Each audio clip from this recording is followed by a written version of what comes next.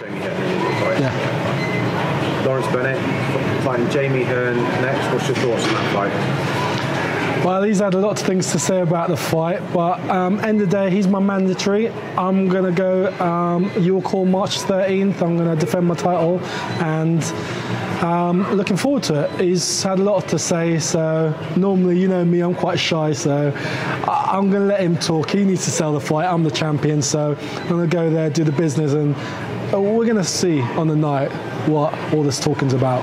It's a dangerous opponent, though, isn't he? Yeah, very dangerous. Listen, he's had 19 fights. He's had a few KOs. He's been with Chad Dawson before he won the world title. He just knocked out Big Larry. But I feel that I can deal with him. I know what he's going to do. He's going to come try and take my head off. But so did Chris Keane, so did Jack Morris, so did Julian Miller. A few of them tried to take my head off, and I'm not going to be there, and I'm going to hit him regularly. And if he walks onto a big shot, who knows? Let's see. Like you said, there's been a fair bit of talking from his camp, you know, in the run-up to this since it's been announced. What have you made of some of the things he's been saying? Listen, I can't let people talking upset me or make them get into my head. I'm happy. A year ago, no one talked about Lawrence Bad Boy. Everyone's like, who's Lawrence Bad Boy? Swindon? Whatever. Now, I'm Southern Area champion. I just won a British title eliminator. Everyone's talking about me. I got Courtney Richards in Plymouth. He's talking about me. He beat me, so he can take his win. Well done. He can tell his kids that he beat the champ once. I've got Swindon. I've got Luke Watkins. He talks about me every time. Paddy, my biggest fan, he talks about me. Now I've got Jamie Hearn in Slough and London. He's talking about me. So I'm happy. A year ago, no one knew my name, so now they all know my name. So after I beat this guy, I'll move on, and we're going to see how good I am this year, definitely.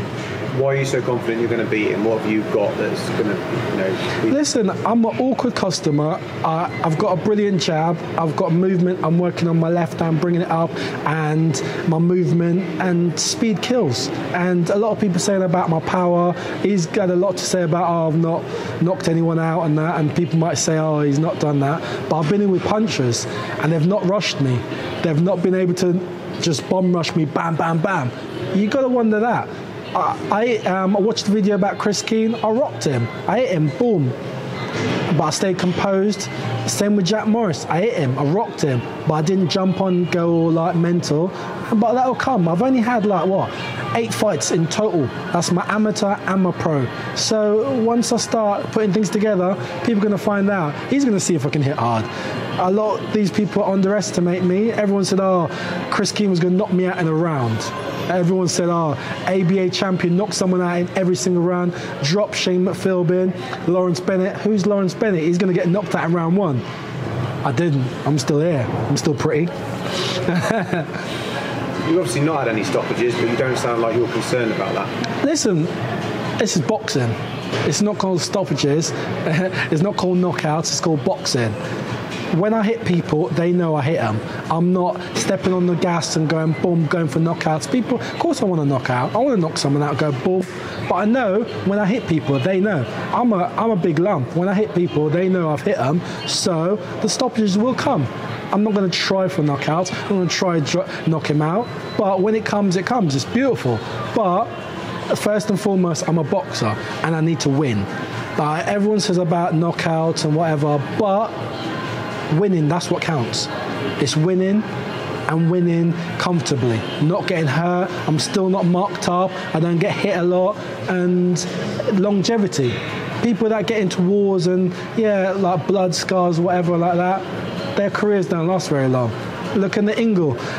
Their philosophy is hit people, don't get hit, get out there. Yeah, of course, knockouts, but I'm working in the gym hard, strength and conditioning coming on good, and once I start sitting on my shots, people they're going to get hit and stay hit. This fight has obviously been forced upon you rather than you picking the route you wanted to go. Is that a problem? Not at all. It wasn't really forced.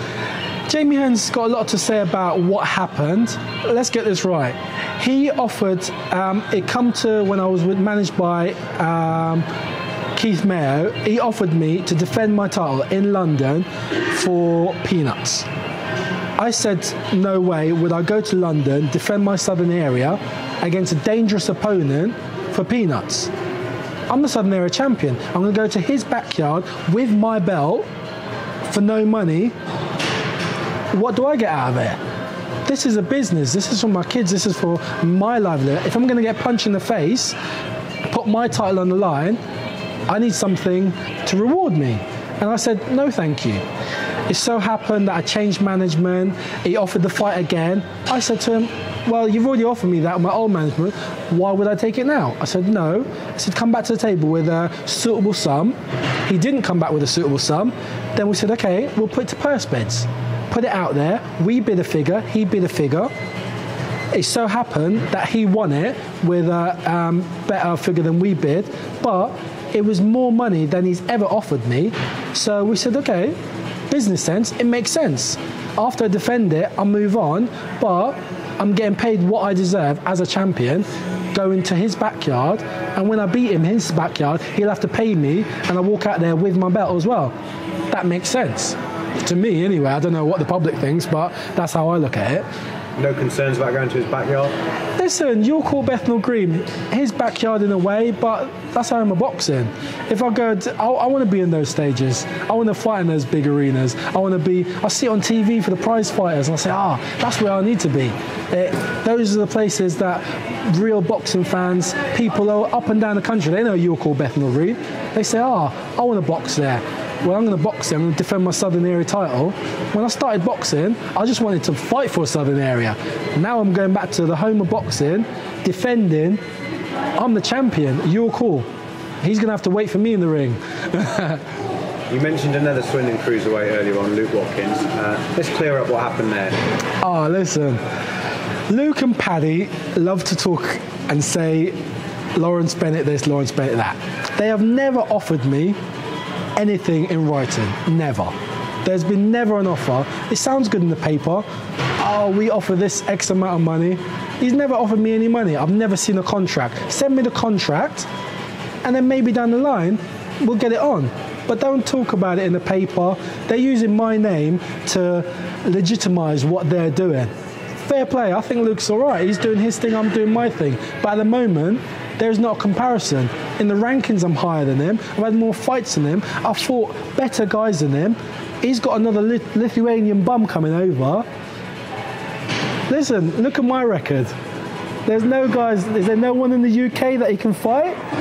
Is there no one? There's like 60 of us in the UK, and he can't find someone in England. He keeps finding people from Lithuania, but yet they keep mentioning my name. There's other cruiserweights out there.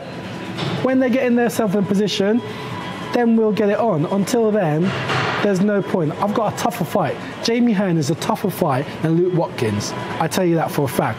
Anyone don't believe me, have a look at YouTube, have a look at BoxRec, have a look at the guys I've fought, look at the guys he's fought, look at Jamie Hearn. I've got tough fights, live opponents, that's all I fight. I mean, it's a fight that could happen down the line though, isn't it? Yeah, definitely. They keep winning, they keep doing what they're going to do. Get George Groves to put a bit of money in the piggy bank and that. Listen, we're prize fighters. I want a bit of cash. George has got loads. Paddy's got loads. I think Luke's got a bit. So put some zeros on it and then we'll get the fight on. And obviously Swindon want to see it. I want it as well. I don't want to walk down the street, people go, Luke Watkins or whatever. But the fact remains that I'm number one cruiser in Swindon. Actually, Southern Area, I'm the Southern Area champion. I'm not just Swindon. Actually, you might take the Midlands as well because I just beat the Midlands champion.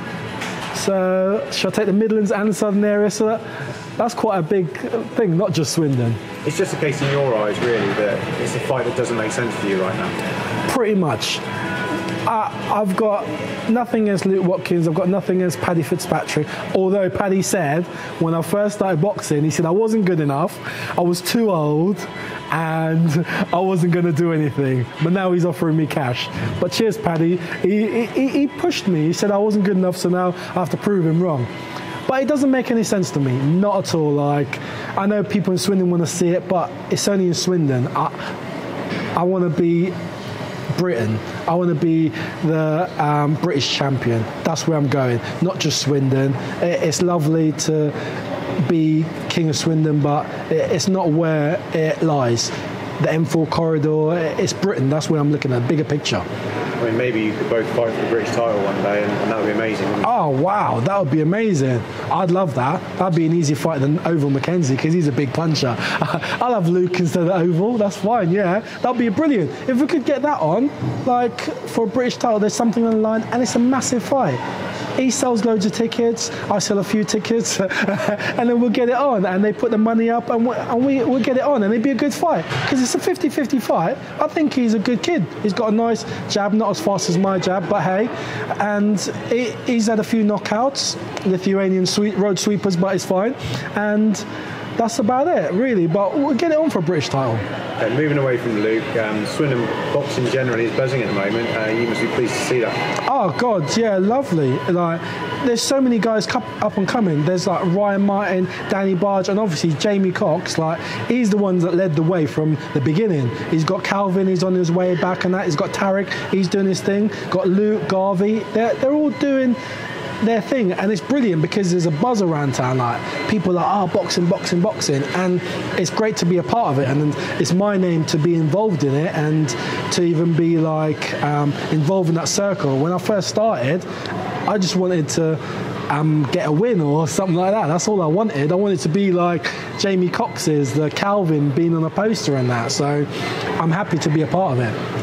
So all in all, the plan for 2015, see, defend your southern area, and then is it a case of keeping busy and edging towards that British title? Yeah, listen, after I defend my southern area, doors are going to open up, because we've been having meeting with the board and stuff, our next step, and that obviously our next step would be the English title, and then force our way into a mandatory position, because no one's going to give me a shot at the British title. They're not just going to, hey, here you are, Lawrence Bennett. I'm going to have to force my way into it, and the best way for me to do that is make myself mandatory. And to do that, the route I want to go is defend my southern area, go for an English, and then move on to British. I'm still learning. I've still only had 7 fights. Who wins southern area title after 5 fights or 6 fights? Who wins a British title eliminator after 6 fights, 1 defeat? No one's doing that, and I'm doing that all in less than 10 fights plus 2 amateurs. 1 loss, 1 win. So I'm still learning the job. I'm not deluded that I'm going to go in there, knock out Oval or Matty Askin, anything like that. But I'm glad to be in the mix, and I want to be in the mix, and that's where I think I belong. You've also had a change in management as well. You originally with Keith Mayo. Talk to us about how that came about. Well, like, as I said, my goal is to be British champion. That's where I want to be. I want to move on from where I was. I won the southern area. I got a shot at British title eliminator. I thought that was going to get me a shot at the British title. And when it didn't come off, I wanted things to move forward, and I wanted to come out of my comfort zone. And as I said, I wanted to fight at York Halls. I wanted to fight at the O2s, and I want to be busy. I want to be out there. I don't just want to be a Swindon boxer. I want to be a British boxer. I want to be a TV fighter. I want to be going that way. And I spoke to a few managers, and I was looking at who was doing making moves. And Steve Goodwin, listen, he's the king of small hall shows. There's no other bigger promoter out there. Take the big Eddie Hearns and Frank Warrens out there, then you've got Steve Goodwin. You've got a few up north, but it wasn't really feasible for me. I spoke to a few, but those I need a strong management, and I need a big promoter to be able to push me in the right direction. And Steve's the guy. We sat down in London and we had a meeting, and he said, listen, I believe. And that's what I needed. I wanted someone to say, listen, I believe in it, I believe in the process, and I'll open the doors. You just got to do the training and get the wins. And that's all I wanted, the opportunity. I don't want a favour, I don't want an easy fight, I just want the opportunity. And I'll find out very quickly what my level is. If my level is Southern Area champion, well, when I started, I just wanted to fight for a Southern Area. I didn't want to win it. I said I wanted to fight for it. I was going to be a journeyman. I said I wanted to fight for it. It so happens 3.5 years later, I'm the Southern Area champion, and I'm defending your call. But I'm still grateful, and if that's my level, that is my level. But I'm going to keep pushing, and in boxing, it'll let you know when you've reached your level. And if I reach my level at British, European, or heaven forbid world, then I'll know. But I'll keep pushing, and as long as I push, and then I'll know. When I'm finished with it, they'll say, oh, well, that was his level. Well, what more can I do? Not a lot.